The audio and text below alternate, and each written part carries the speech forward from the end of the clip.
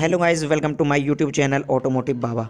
आज का टॉपिक है कि किस ऑटोमोबाइल कंपनी ने कितनी गाड़ियां सेल करी हैं मार्च के महीने में। कुछ कंपनियों ने तो इस बार बहुत ही अच्छा परफॉर्मेंस किया है मार्च के महीने में। तो चलिए देखते हैं। तो 13 पोजीशन पर आती है सिट्रॉन। तो सिट्रॉन ने इस बार केवल 52 कार ही सेल करी हैं मार्च के महीने में पूरे भारत में। सिट्रॉन अभी तक उतनी कारें सेल नहीं कर पा रहा है बिकॉज उनकी कार की प्राइस बहुत ही ज़्यादा होती है। उनकी प्राइस में इंडियन मार्केट में बहुत ही ज़्यादा ऑप्शन अवेलेबल हैं इन सेगमेंट में। लेकिन जल्द ही सिट्रॉन अपनी एक C3 car Indian automobile market sector में लॉन्च करने वाली है। हो सकता है उसकी लॉन्चिंग होने के बाद इसकी सेल्स में कोई इंक्रीमेंट हो। अब बात करते हैं 12th पोजीशन की। तो 12th पोजीशन पर आती है निशांत। तो निशांत मोटर ने मार्च के मंथ में टोटल 3007 कार सेल करी हैं पूरे भारत में। निशान धीरे धीरे अपनी सेल्स को बढ़ाता जा रहा है। जब से निशान ने अपनी एक मैग्नेटाइट कार लॉन्च करी है इंडियन मार्केट में, तभी से उसकी सेल्स धीरे धीरे बढ़ती जा रही हैं। तो अब बात करते हैं 11 पोजीशन की। तो 11 पोजीशन पर आती है वॉक्सवैगन। वॉक्सवैगन ने इस बार टोटल पूरे भारत में 3672 कार सेल करी हैं मार्च के महीने में।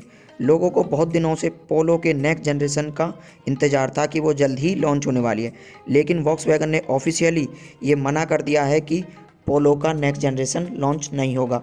जैसे उसने वेंटो को डिसकंटिन्यू कर दिया है, हो सकता है कि वो धीरे धीरे पोलो को भी डिसकंटिन्यू कर दे। हाल ही में वॉक्सवैगन ने अपनी एक विटस कार सेडान सेगमेंट में लॉन्च करी है, जिससे हो सकता है कि वॉक्सवैगन की सेल थोड़ी सी बढ़े। और अब आती है 10 पोजीशन। तो 10 पोजीशन पर आती है मोरन गैराज यानी कि MG। MG ने पूरे मार्च के महीने में केवल 4721 कारें ही सेल करी हैं पूरे भारत में। पहले कुछ टाइम पहले MG की केवल हेक्टर ही 4 से 5 हज़ार यूनिट तक सेल हो जाती थी, क्योंकि जब ये लॉन्च हुई थी लोगों को ये अट्रैक्टिव लगती थी। लेकिन अब ऐसा नहीं है, क्योंकि लोग अब दूसरे प्रोडक्ट को परचेज़ करने लगे हैं। पहले मार्केट में MG के केवल एक ही प्रोडक्ट था, लेकिन अब 4 से 5 प्रोडक्ट हैं, जिनमें से कुछ इलेक्ट्रिक भी शामिल हैं। फिर भी मोरन गैराज की सेल्स कम होती जा रही हैं। तो अब बात करते हैं 9 पोजीशन की। तो 9 पोजीशन पर आती है स्कोडा। स्कोडा मोटर्स ने इस महीने में टोटल 5608 कार सेल करी हैं मार्च के महीने में पूरे भारत में।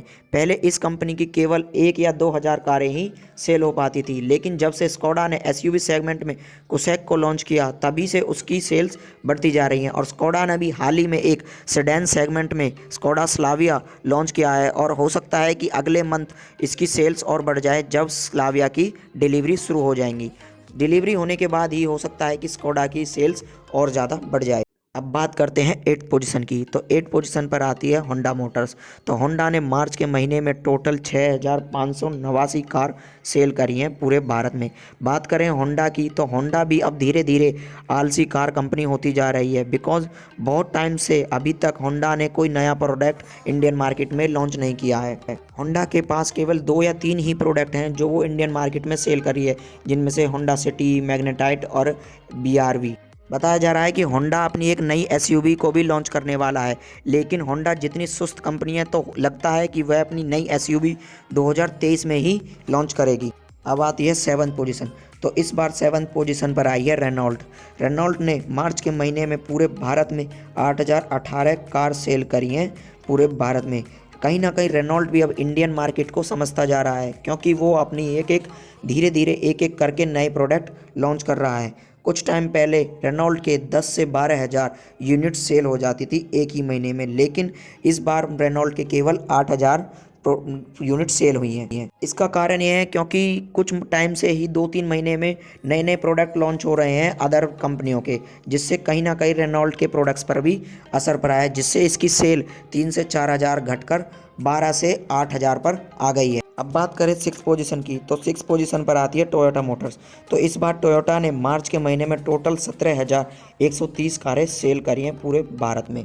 इस कंपनी के पास केवल अपने 2 ही प्रोडक्ट हैं जो ये इंडियन मार्केट में सेल कर रहा है, जिनमें से एक है टोयोटा फॉर्च्यूनर और दूसरी है टोयोटा इनोवा, जो कि यह बेच रहा है इंडियन ऑटोमोबाइल मार्केट में। लेकिन टोयोटा ने अभी हाल ही में ग्लांजिया का फेसलिफ्ट वेरिएंट इंडियन मार्केट में लॉन्च किया है। अच्छी बात यह है कि इन्होंने बलिनो से कुछ चेंजेस करके फ्रंट में ही ग्लांजिया को लॉन्च किया है, जो कि बहुत ही अच्छा लग रहा है बलिनो के कंपैरिजन में। अब बात करें फिक्स पोजीशन की। तो फिक्स पोजीशन पर आती है किया मोटर्स। किया ने इस बार पूरे भारत में मार्च के महीने में टोटल 22,622 कारें सेल करी हैं। कुछ टाइम पहले किया की थर्ड पोजीशन थी, लेकिन यह अब घटकर फिफ्थ पर आ गई है, क्योंकि कुछ टाइम पहले इन्होंने एक एमयूवी इंडियन मार्केट में लॉन्च किया था। उसके लॉन्च होने के बाद लग रहा था कि यह अपनी पोजीशन में कुछ सुधार करेगी, लेकिन कोई सुधार नहीं हुआ और यह अभी भी फिफ्थ पोजीशन पर ही है। और अब बात करते हैं फोर्थ पोजीशन की, तो फोर्थ पोजीशन पर आती है महिंद्रा।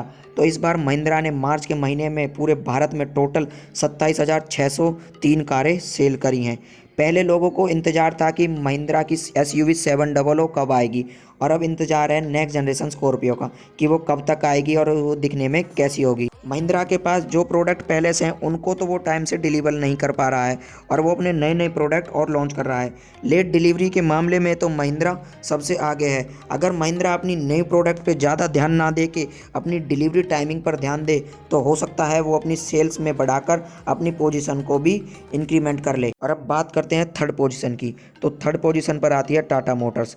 तो टाटा मोटर्स ने इस बार मार्च के महीने में पूरे भारत में टोटल 42,295 कारें सेल करी हैं पूरे भारत में। कुछ टाइम पहले टाटा की केवल 10 से 15,000 ही कारें सेल हो पाती थी एक महीने में, लेकिन जो बढ़कर अब 40,000 प्लस हो गई है। हो सकता है कि नेक्स्ट मंथ टाटा अपनी कारों को 50,000 से भी ज़्यादा सेल कर पाए, बिकॉज टाटा अपनी कार की डिलीवरी में महिंद्रा की तरह पीछे नहीं है, क्योंकि महिंद्रा अपनी डिलीवरी में, कारों की डिलीवरी में बहुत टाइम लगाता है, लेकिन टाटा ऐसा नहीं है। बात करें लास्ट ईयर दिसंबर की, तो टाटा ने हुंडई को भी पीछे कर दिया था कार सेलिंग में, और लेकिन हो सकता है कि टाटा हुंडई को कभी भी पीछे कर सकता है, क्योंकि इन दोनों कारों में सेलिंग में कोई ज़्यादा डिफरेंस नहीं रह गया है। अब बात करते हैं सेकंड पोजीशन की, तो सेकंड पोजीशन पर आती है हुंडई मोटर्स। तो हुंडई ने पूरे भारत में मार्च के महीने में टोटल 44,600 कारें सेल करी हैं पूरे भारत में।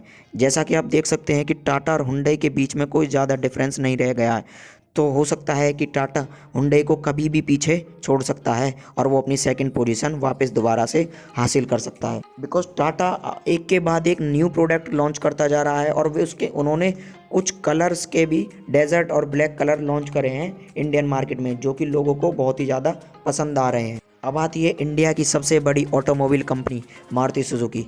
तो मारुति सुजुकी ने पूरे भारत में मार्च के महीने में टोटल 1,33,861 कारें सेल करी हैं।